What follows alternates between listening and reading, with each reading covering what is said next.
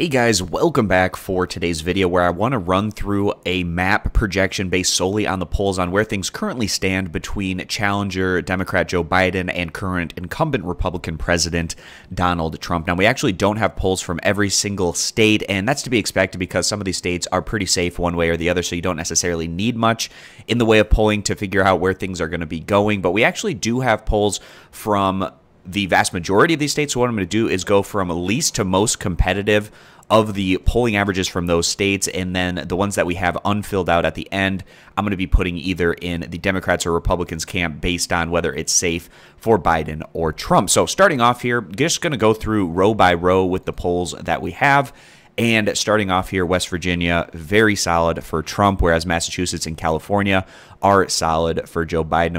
The blue part of the pie graphs are, of course, for Biden, and then the red part is for Trump, so you can kind of see how things are playing out in the polls from these respective states. So starting off there with West Virginia, and then California, as well as Massachusetts going to the blue side with West Virginia going red.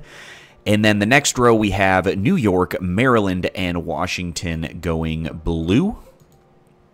New York as well as Maryland's 10 electoral votes, Washington's 12, whereas in that row we had Oklahoma going red. And then moving up to the next set here, we have New Jersey and Connecticut going blue up there in the east to northeast region. 14 electoral votes from New Jersey, and then Connecticut is 7. And then the next two states down there in the southeast, we have Alabama and Tennessee going red. So we have Tennessee there as well as Alabama, 11 and 9 electoral votes. The next row, a couple of red results here, North Dakota as well as Kentucky. North Dakota just 3 electoral votes, Kentucky 8. And then Delaware just 3 electoral votes, and Colorado 9 going over to Biden. Of course, Biden was the former senator from the state of Delaware. And then Colorado's been an area that's been trending pretty consistently over to the Democrats, and an interesting Senate race going on there that's looking like one that the Democrats can potentially flip in 2020. Moving up to the next section, we have Indiana and Kansas both going red. The 6 electoral votes there from Kansas and 11 from Indiana, with Virginia and New Mexico going blue. 5 electoral votes from New Mexico, 13 from the state of Virginia. And then the next lineup, some more southeastern states, Mississippi and South Carolina going red. South Carolina's 9 electoral votes, Mississippi 6.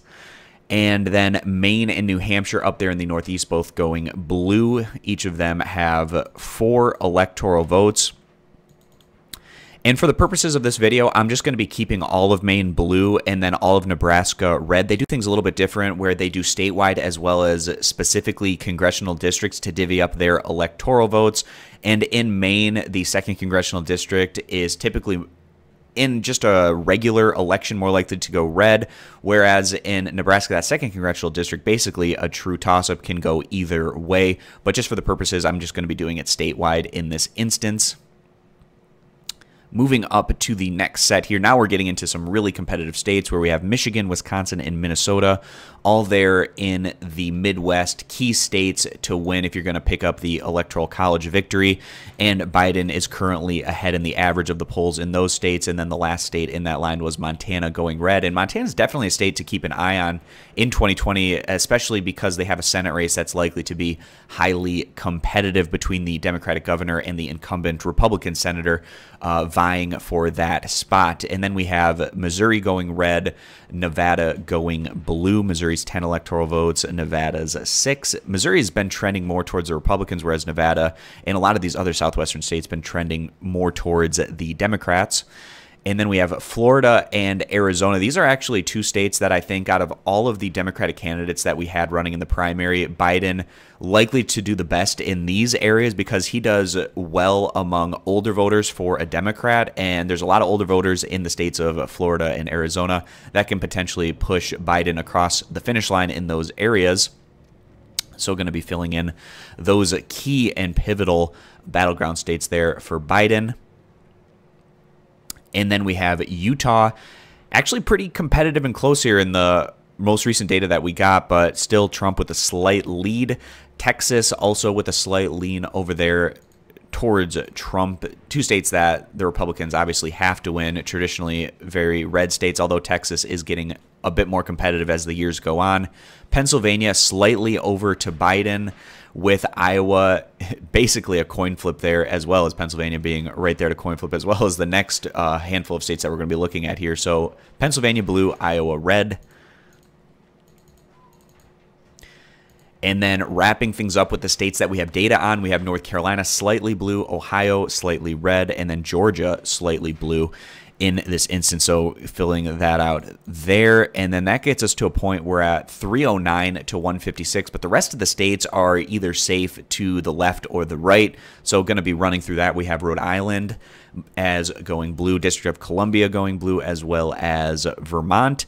And then we have Illinois blue, Arkansas red, Louisiana red, Nebraska red, South Dakota red, Wyoming red, Idaho red, and then Oregon blue, Alaska red, and Hawaii blue to finish things off. So that gets us to a point, just strictly based on the data and the polls that we have access to. We have the Democrats here with Joe Biden looking really strong and comfortable in this current point in time, or at least this snapshot of where the polls are at in all across these competitive states. You have Biden there at 350 electoral votes, Trump at 188, but none of this is set in stone. Things can change over the course of time. When you get an aggregate of the polls and you have more polls from these specific states that are in the battleground range, then you can kind of get a sense at where things might be headed. But again, this is a very fluid situation. There's still many months to go. So if you're on the Democrat side and supporting Joe Biden, just because the data is looking really good at this point does not mean it will hold and continue to be that way throughout the process. So I'm going to be continuing to update and track these things as we work our way through the next 5 or so months until we actually get to Election Day. So I appreciate you guys stopping by. Consider subscribing, and I'll catch you back here next time.